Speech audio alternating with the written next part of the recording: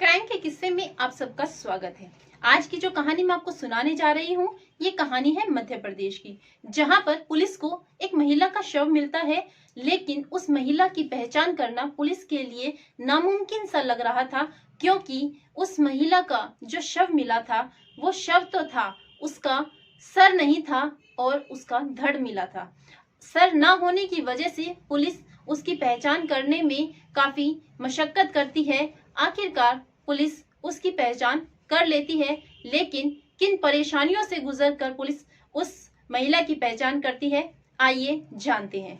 आदाब, नमस्कार, सत श्री अकाल। आज की जो सच्ची घटना मैं आपको सुनाने जा रही हूँ, ये सच्ची घटना है मध्य प्रदेश का एक जिला है बैतूल, और यहीं का एक थाना क्षेत्र लगता है रानीपुर। 27 दिसंबर को बैतूल के रानीपुर थाना क्षेत्र में वन विभाग के बीट गार्ड, जिनका नाम है शांतिलाल पचौरिया, उनको हनुमान डोल के पास से काफी ज्यादा बदबू आती है। लेकिन उस बदबू से परेशान होकर वो हनुमान डोल मंदिर के पास एक पुल है जहां से बदबू आ रही थी, वो वहां पर जाते हैं। और वहां जाने के बाद वो देखते हैं कि वहां पर एक बैल मरा हुआ पड़ा है, जिसकी सूचना वो आसपास के लोगों को देते हैं। उनकी मदद से उस बैल को वहां से हटाया जाता है, लेकिन समय बीत रहा था और बदबू कम नहीं हो रही थी। जैसे जैसे समय बीत रहा था और वो बदबू बढ़ती जा रही थी, उस बदबू से परेशान होकर अगले दिन दोबारा से शांतिलाल पचौरिया पुलिस को इन्फॉर्म करते हैं और पुलिस को बताते हैं कि हनुमान डोल के पास एक पुल है जहां से काफी ज्यादा बदबू आ रही है। 29 दिसंबर 2022 को पुलिस हनुमान डोल मंदिर के पास पहुंचती है और वहां से 50 मीटर की दूरी पर जाकर देखती है कि जो पुल है, पुल के नीचे रेत पड़ा हुआ है और रेत के ऊपर काफी सारे पत्थर हैं। जब वहां पर पहुंचती है पुलिस, तो देखती है कि वहां पर एक लाश के पैर दिखाई दे रहे हैं। उसे देखकर पुलिस वहां पर खुदाई करवाती है, वो रेत को हटाया जाता है, पत्थरों को हटाया जाता है और वहां से एक महिला का शव निकलता है, जिसकी पहचान करना पुलिस के लिए मुश्किल हो रहा था, क्योंकि उस महिला के शरीर में कीड़े पड़ने शुरू हो चुके थे। उस महिला के जो कपड़े थे वो भी पहचान करने लायक नहीं बचे थे। उस महिला के शव को कई दिन हो चुके थे, जिसके बाद एसपी सिमाला प्रसाद ने इस मामले में एसआईटी का गठन किया और एसआईटी का गठन करने के बाद कई टीमों को अलग अलग जगहों पर लगाया गया ताकि उस महिला की बारे में कुछ पता चल सके। और एसआईटी ने बैतूल और सीमावर्ती जिले होशंगाबाद, छिंदवाड़ा, इंदौर, हरदा, खंडवा, खरगोन के अलावा भोपाल के साथ महाराष्ट्र के जिलों में गुम सभी महिलाओं के बारे में पता करवाया।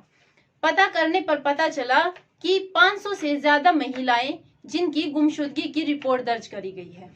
पुलिस ने अपनी कार्रवाई शुरू करी, हर एक महिला के बारे में पता किया, लेकिन इस महिला के बारे में पुलिस को तब भी कुछ भी पता नहीं चल रहा था। जिसके बाद पुलिस को 13 मार्च 2023 को एक दिलीप सिंह नाम का व्यक्ति गंज थाने में आता है और अपनी बहन राधा, जिसकी उम्र 41 वर्ष है, उसकी गुमशुदगी की रिपोर्ट दर्ज कराता है।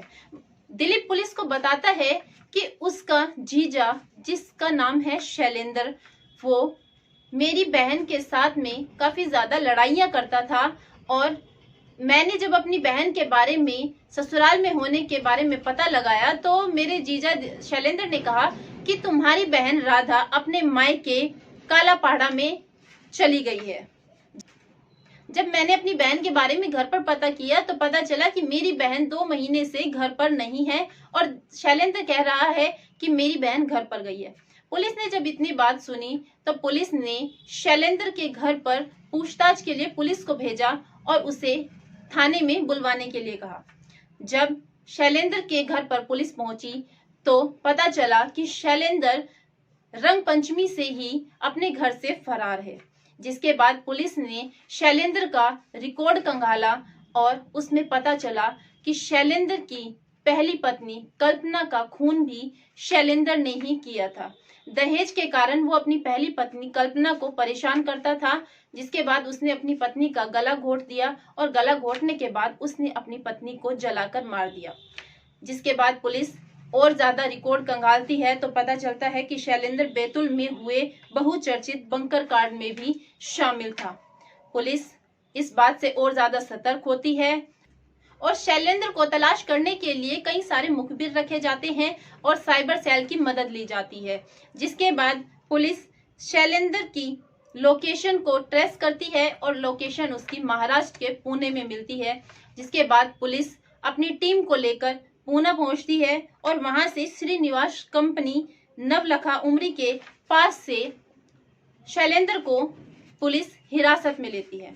जब वहां से पुलिस शैलेंद्र को हिरासत में लेती है और उससे थाने लाकर पूछताछ की जाती है कि उसने अपनी पत्नी राधा का खून क्यों किया, तो शैलेंद्र पुलिस को बताता है कि उसका राधा के साथ में काफी ज्यादा लड़ाई झगड़ा हुआ करता था और 7 दिसंबर 2022 को भी राधा के साथ में उसका झगड़ा हो रहा था।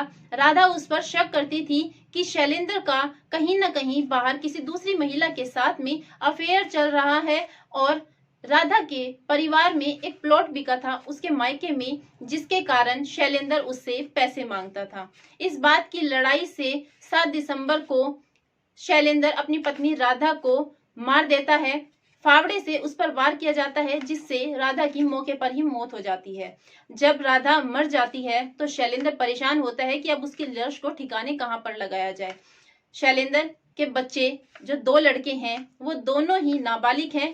स्कूल से जब वो लौटते हैं तो शैलेंद्र अपने बड़े बेटे को बताता है कि उसकी माँ गलत थी, किसी और व्यक्ति के साथ में उसके संबंध थे जिसकी वजह से उसने उसको मार दिया। जब ये बात बड़े बेटे को पता चलती है तो वो अपने पिता के साथ मिलकर लाश को ठिकाने लगाने के लिए अपने पिता का साथ देता है, जिसमें दोनों बाप बेटा मिलकर राधा की लाश को कपड़े में लपेटते हैं और कार में डालकर हनुमान डोल पुल के पास में जाते हैं और एक आरी भी साथ में लेके जाती हैं। जब वो पुल के पास में पहुंचते हैं तो सबसे पहले वो राधा के सर को धड़ से अलग करते हैं और सर को एक कपड़े में लपेटकर कार में रखते हैं। जिसके बाद वो राधा के धड़ को उस रेत के टीले में दबाते हैं और वहां से निकलते हैं। दोनों बाप बेटा सोच रहे थे कि अब इस सर को वो कैसे छुपाएं। जिसके बाद शैलेंद्र सिर को निशाना डैम के पास एक गड्ढे में डालता है और ऊपर से पेट्रोल डालकर उसमें आग लगा देता है ताकि राधा की पहचान पुलिस तक ना पहुंच पाए, पुलिस राधा को पहचान ही ना पाए।